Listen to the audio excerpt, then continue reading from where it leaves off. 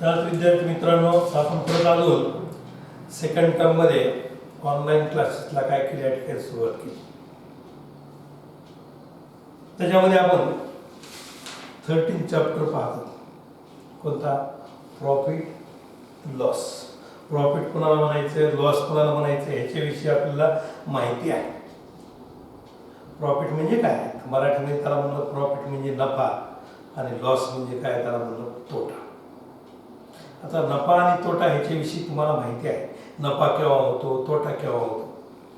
बरं, ज्यावेळेस एखादी वस्तू दुकानदाराने 100 रुपयाला आणली आणि ती वस्तू जर 110 रुपयाला त्यांनी जर विकली असेल तर त्या ठिकाणी त्या दुकानदाराला काय होतं, त्या ठिकाणी प्रॉफिट होत असतं. म्हणजे कमी किमतीमध्ये आणलेली वस्तू आपण जर जास्त किमतीमध्ये जर या ठिकाणी विकली असेल तर त्या दुकानदाराला, त्या व्यक्तीला या ठिकाणी काय होतो, प्रॉफिट होतो. परंतु काही वेळेस असं सुद्धा होऊ शकतं की एखादी वस्तू आपण जास्त किमतीला आणली परंतु ती काय केली जाते, कमी किमतीला विकली जाते. बरोबर, म्हणजे त्या ठिकाणी होणारा जो फरक आहे त्या फरकालाच आपण काय म्हणणार, या ठिकाणी लॉस असतो. म्हणजे जास्त किमतीमध्ये जर एखादी वस्तू जर विकल्या गेली तर प्रॉफिट झाला आणि कमी किमतीमध्ये जर विकल्या गेली तर काय झाला, लॉस झाला. आता इथे काही दोन एक्झाम्पल आपल्याला देत बघायचे. प्रणव आणि सरिता यांच्याविषयी काय केले आपल्याला थोडक्यामध्ये काय केले या ठिकाणी माहिती. दोघांचा एक स्टॉल दिला आपल्याला. कोणते कोणते स्टॉल सांगितले बघा. एका जणाचा म्हणजे प्रणवचा या ठिकाणी पावभाजीचा या ठिकाणी स्टॉल दिला आपल्याला आणि सरिताचा भेळपुरीचा स्टॉल. त्यांच्यासाठी लागणारं जे साहित्य आहे त्या साहित्याविषयी सुद्धा काय केले आपल्याला या ठिकाणी माहिती दिली. बघा, लक्ष द्या की details of Pranav shopping for stall. बरं, काय केलं या ठिकाणी की तो स्टॉल उभा करण्यासाठी प्रणवनं काय काय केलं, व्हेजिटेबल आणले 70 रुपये. हे प्रणवने आणले व्हेजिटेबल्स 70 रुपीजचे. त्यानंतर त्याने बटर घेतलं 25 रुपीजचं.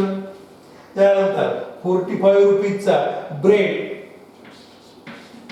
14 रुपीज.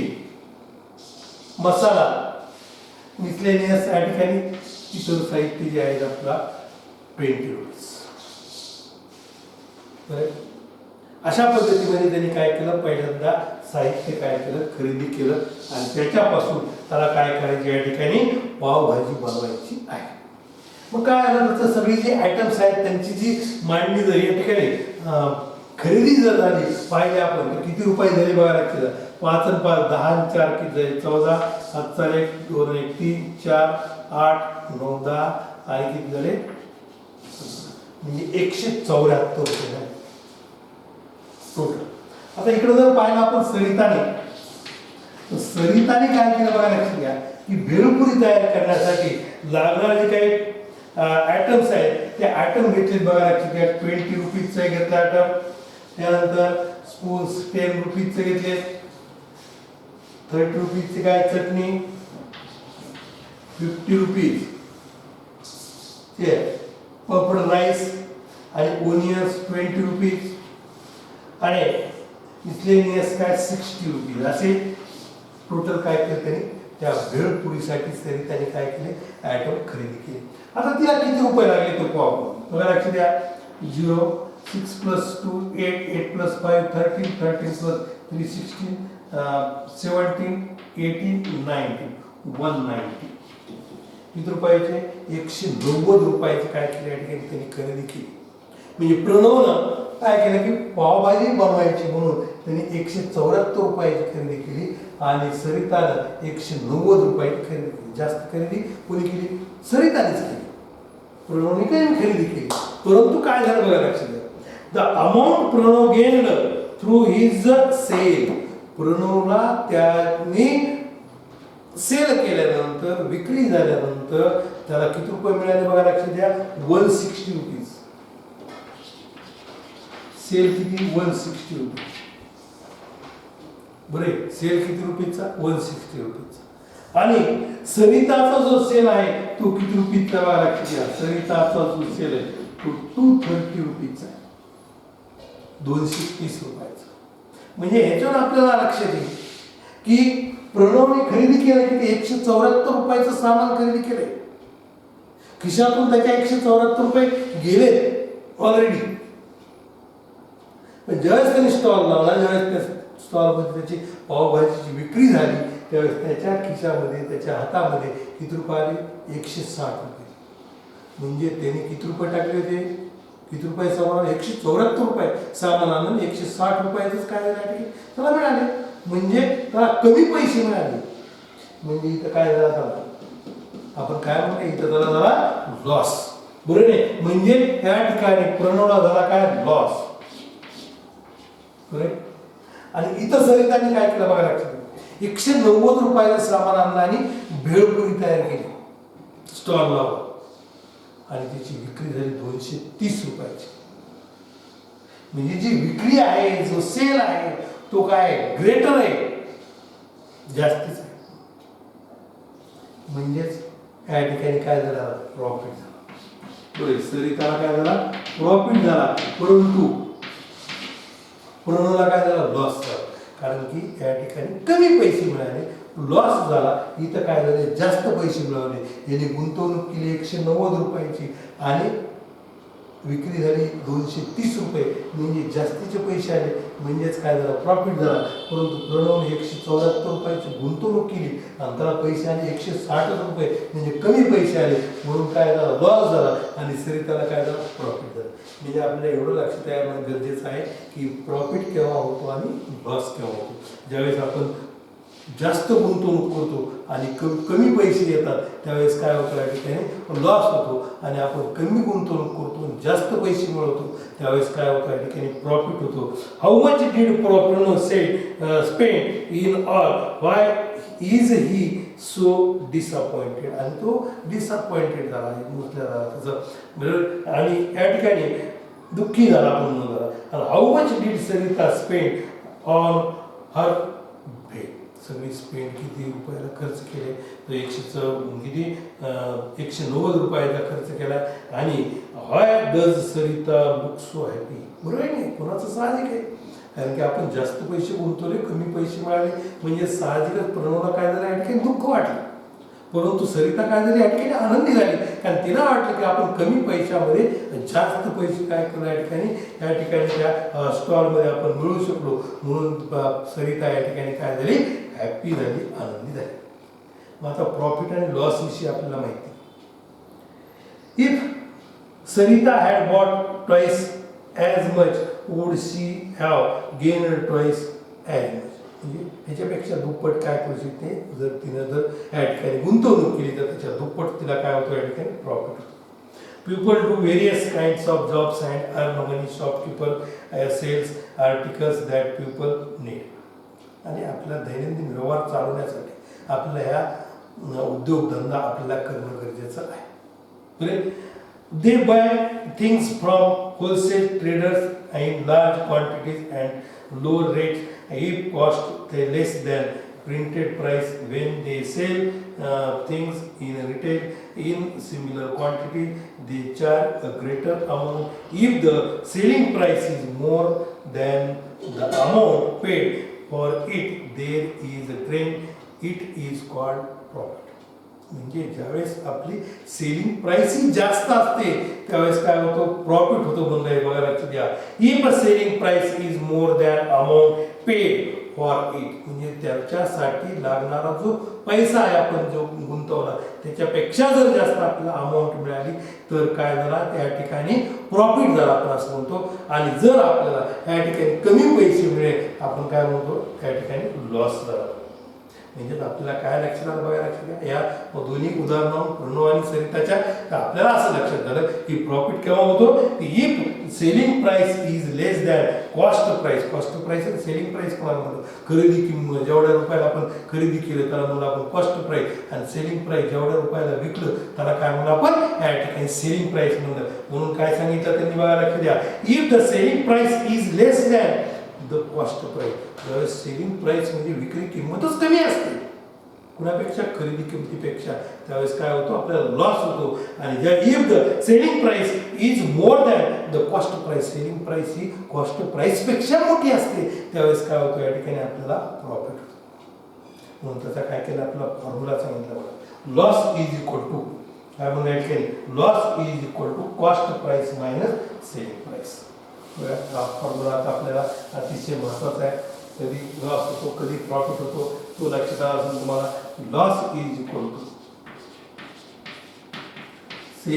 कॉस्ट प्राइस त्याला शॉर्ट मध्ये सीपी असं म्हणतो आणि सेलिंग प्राइस त्याला शॉर्ट मध्ये काय म्हणतो आपण एसपी असं म्हणतो बरं कॉस्ट प्राइस किंवा त्याला आधी पहिल्यांदा कॉस्ट प्राइस असं म्हणतो मायनस सेलिंग प्राइस त्याला शॉर्ट मध्ये काय म्हणतात त्या ठिकाणी सीपी मायनस काय एसपी हे दोन्ही पैकी एक कोणतेही आपण दिले तरी चालेल काही अडचण नाही त्यानंतर प्रॉफिट इज इक्वल आता प्रॉफिट काय म्हणतात की सेलिंग प्राइस ही मोठी आहे आणि कॉस्ट प्राइस ही लहान आहे म्हणून selling price minus selling price minus काय म्हणायचं cost price selling price minus cost price म्हणजे त्याला शॉर्ट मध्ये एसपी मायनस काय सीपी असं एसपी मायनस काय म्हणलं CP selling price minus cost price बरोबर आहे या पद्धतीमध्ये आपल्याला या ठिकाणी फॉर्म्युला आपल्याला माहीत झाला म्हणजे तुम्हाला जर कॉस्ट प्राइस माहीत असेल सेलिंग प्राइस माहीत असेल तर आपल्याला प्रॉफिट आणि काय करता येतो लॉस काढता येतो बरोबर आणि हा प्रॉफिट केव्हा झाला लॉस केव्हा झाला हे सुद्धा आपल्याला काय करता येतं या ठिकाणी पाहता येतं बरोबर आता याच्यावर आधारित आपल्याला जो प्रॉब्लेम सेट दिला प्रॅक्टिस सेट दिला 31 तो प्रॅक्टिस सेट आपण काय करणार 31 आता पाहणार आहोत त्यातला फर्स्ट क्वेश्चन आपण आज पाहू आणि लक्षात बघा लक्षात द्या काय प्रॅक्टिस सेट या कोणता 31 practice set 31 note text book त्या टेक्स्ट बुक मध्ये आपल्याला काही एक्झाम्पल दिले 31 प्रॅक्टिस सेट आहे page number 67 31 practice set page number 67 त्याच्यातला फर्स्ट क्वेश्चन आपण आज पाहू काय पाय सांगितलं बघायला की टेबल दिलाय तो टेबल आपल्याला काय करायचा आहे या ठिकाणी पूर्ण करायचा आहे the cost price and selling price are given in the following table खाली जो टेबल दिलाय त्या टेबल मध्ये आपल्याला कॉस्ट प्राइस आणि काय केली सेलिंग प्राइस दिलेली आहे find out whether there was a profit or loss and how much it was बरोबर आणि तो किती झाला त्याच्याविषयी काय केली आपल्याला या ठिकाणी माहिती विचारली लॉस झालाय का प्रॉफिट झालाय हे आपल्याला तुम्हाला सांगता येईल कसं सांगता येईल बघा लक्षात द्या कॉस्ट प्राइस आणि सेलिंग प्राइस या ठिकाणी दिली आपल्याला ही कॉस्ट प्राइस किंवा या साईडला मी काय करतो या पद्धतीमध्ये टेबल घेतो कॉस्ट प्राइस घेतली आपली सेलिंग प्राइस बरं त्यानंतर काय दिले या ठिकाणी प्रॉफिट ऑर लॉस आपल्याला विचारलं त्याने प्रॉफिट झालाय का लॉस झालाय आणि त्यानंतर हाऊ मच म्हणलंय त्याने हाऊ मच म्हणजे किती झाला काय जे असेल ते प्रॉफिट असेल किंवा लॉस असेल तर तो किती झाला याच्याविषयी काय केलं आपल्याला या ठिकाणी माहिती विचारली आहे बरं काय होईल आता बघा लक्षात पहिलं दिलं त्याने एक्झाम्पल 1 काय दिलं एक्झाम्पल बघा लक्षात एक्झाम्पल 1 2 3 आणि 4 पुढे 1 2 हे 3